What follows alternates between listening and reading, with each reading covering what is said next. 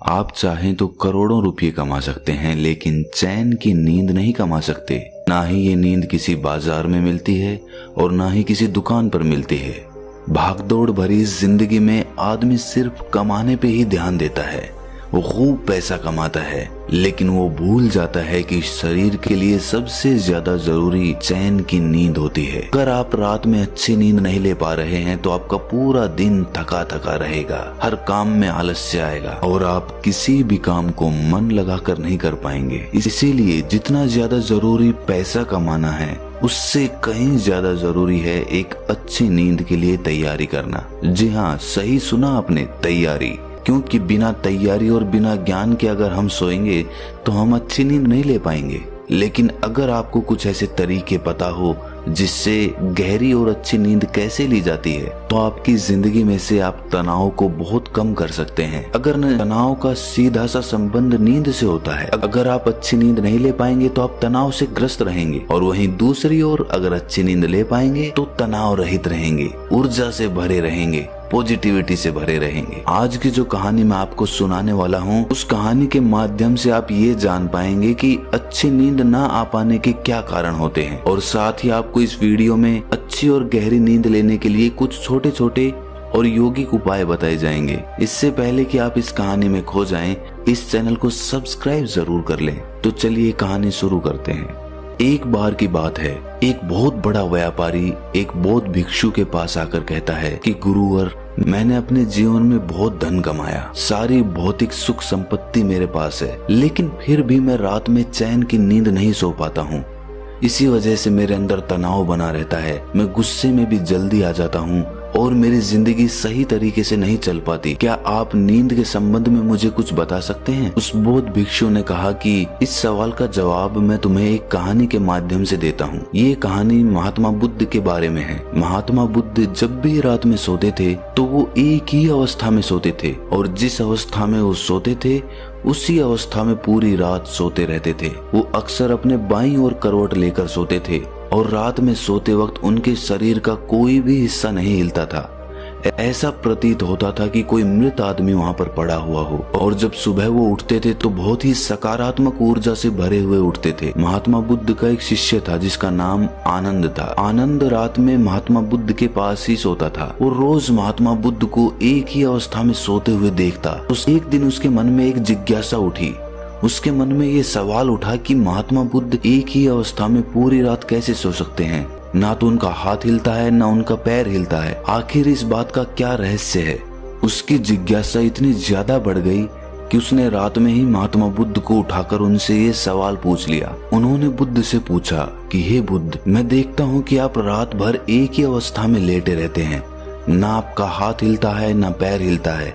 ऐसा प्रतीत होता है कि कोई मृत आदमी लेटा हुआ है। जबकि जब हम रात को सोते हैं तो हम रात भर करवटें बदलते रहते हैं, कभी हमारा हाथ हिलता है, कभी हमारा पैर हिलता है, और इसी कारण शायद हम एक गहरी नींद नहीं ले पाते हैं। मुझे ये बताने की कृपा करें कि आपका एक ही अवस्था में सोने का क्या राज है? ये सुनकर बुद्ध ने आनंद से पूछा, जब तुम रात में करवटें बदलते हो तो क्या तुम्हें रात में मालूम होता है कि तुम करवटें बदल रहे हो?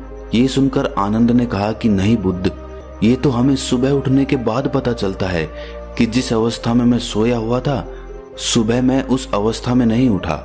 रात में तो मुझे पता ही नहीं चलता कि मैं करवट बदल रहा हूँ या नहीं बदल रहा हूँ, क्योंकि उस वक्त तो मैं नींद में रहता हूँ। ये सुनकर बुद्ध कहते हैं कि तुम रात में ही नहीं सोते रहते, तुम दिन में भी सोते सोते ही काम करते हो। जब तुम दिन में ही होश पूर्वक नहीं जी पाते तो रात में होश पूर्वक कैसे सो सकते हो? अक्सर तुम दिन में भी सोते सोते ही काम करते हो और इसीलिए रात में जागृत नहीं हो पाते। और वहीं अगर मेरी बात है तो मैं रात में भी जागृत अवस्था में ही सोता रहता हूँ।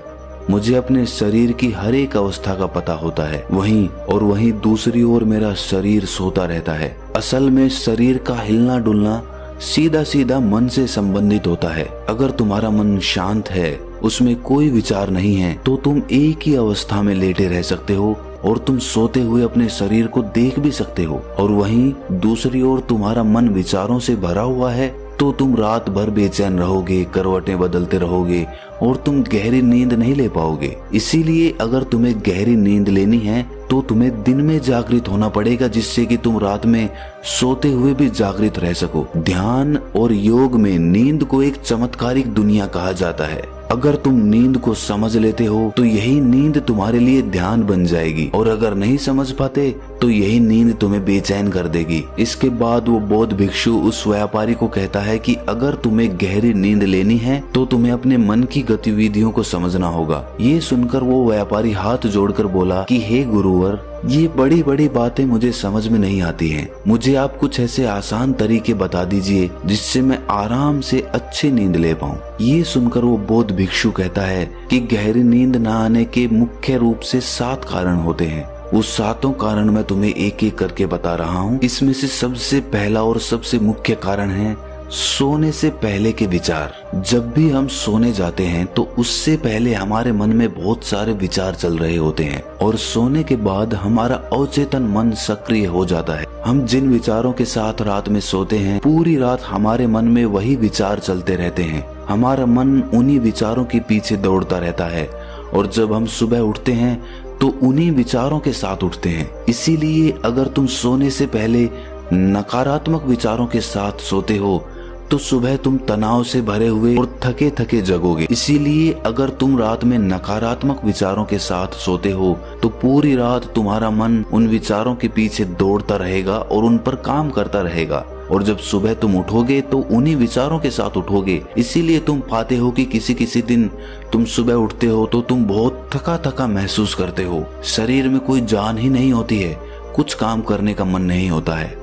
और वहीं अगर रात में तुम सकारात्मक विचारों के साथ सोते हो, पूरी रात तुम्हारा मन उन्हीं सकारात्मक विचारों के पीछे काम करता है, और इसीलिए कभी कभार जब तुम सुबह उठते हो तो तुम ऊर्जा से भरे होते हो, तुम्हारे अंदर एक स्फूर्ति होती है, तुम्हारे अंदर एक ताजगी होती है। और वहीं रात में अगर तुम विचार रहित होकर सोते हो तो पूरी रात तुम शून्यता में सोते रहोगे, और तुम्हारी नींद ही तुम्हारे लिए ध्यान बन जाएगी। इसीलिए हमेशा याद रखो कि सोने से पहले थोड़ी देर के लिए ध्यान कर लो और अपने विचारों को शांत कर लो, जिससे कि तुम्हारी नींद तुम्हारा ध्यान बन जाए। अगर दोस्तों आधुनिक समय की हम बात करें तो आज के समय में बहुत सारे रिलैक्सिंग म्यूजिक इंटरनेट पर उपलब्ध होते हैं। हम सोने से पहले किसी भी रिलैक्सिंग म्यूजिक को लगाकर अच्छी और गहरी नींद ले सकते हैं। इस तरह के रिलैक्सिंग म्यूजिक हमारे मन को शांत कर देते हैं, जिससे कि पूरी रात हमारा मन विचारों से मुक्त रहता है। अच्छी नींद ना पाने का दूसरा मुख्य कारण होता है कि निश्चित समय पर ना सोना। जी हाँ, अक्सर हमारा सोने का समय निश्चित ही नहीं हो पाता। कभी हम देर से सोते हैं, कभी पहले सोते हैं, और कभी दिन में भी सो जाते हैं। और जब हमारा सोने का कोई निश्चित समय नहीं होता है तो हमारा मन भी उसी तरह काम करता है। हमारा मन भी उलझ जाता है और उसे पता ही नहीं चलता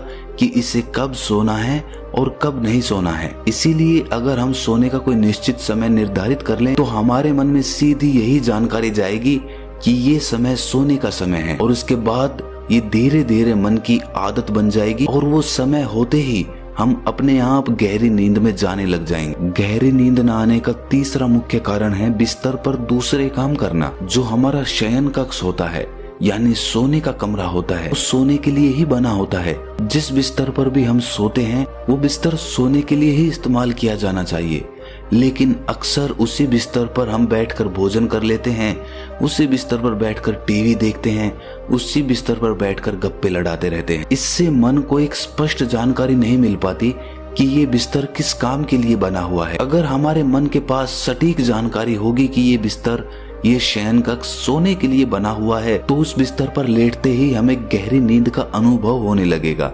अक्सर बौद्ध भिक्षु सुबह अपना शयन कक्ष छोड़ देते हैं और उसके बाद रात में ही अपने शयन कक्ष में जाते हैं। इसकी वजह से उनके मन के पास सटीक जानकारी होती है कि ये सोने का समय है और ये सोने का कमरा है। गहरी नींद न आने का चौथा मुख्य कारण है गलत तरीके से सोना। अक्सर हमें सोने का सही तरीका पता ही नहीं होता है, इसीलिए कुछ लोग पेट को बिस्तर की तरफ करके सो जाते हैं, जिससे उनके शरीर के अंगों पर एक तनाव बना रहता है। तो सही तरीका क्या होता है सोने का? जब भी आप बिस्तर पर सोते हैं तो सीधे सोएं, आपका चेहरा और आपकी छाती आसमान की तरफ हो। और जिन लोगों को करवट लेकर सोना पसंद है तो वो अपनी बाईं ओर करवट लेकर सो सकते हैं। इससे हमारी रीढ़ की हड्डी सीधी रहती है, जिससे हमारे शरीर के सभी अंग तनाव रहित रहते हैं। सोने के लिए बहुत ज्यादा नरम गद्दे का प्रयोग ना करें। इससे जब आप उस गद्दे पे सोएंगे तो आपकी रीढ़ की हड्डी मुड़ जाएगी, जिससे आपके अंग तनाव में आ सकते हैं।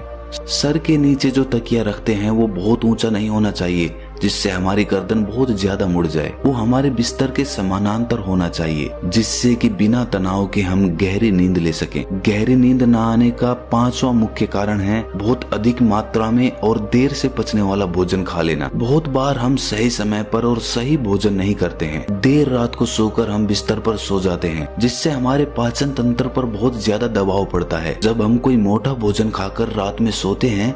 इसीलिए देर से पचने वाला अगर आप भोजन करने वाले हैं तो सोने से तकरीबन 3-4 घंटे पहले ही ऐसा भोजन करें, जिससे कि वो सोने से पहले ही आसानी से पच चुका हो। दोस्त, जो भी शादियां या पार्टियां होती है वो तो रात के समय में ही होती हैं, और उन पार्टियों में अनेक तरह के भोजन मिलते हैं और अक्सर हमारा मुख्य खाना भी रात में ही होता है।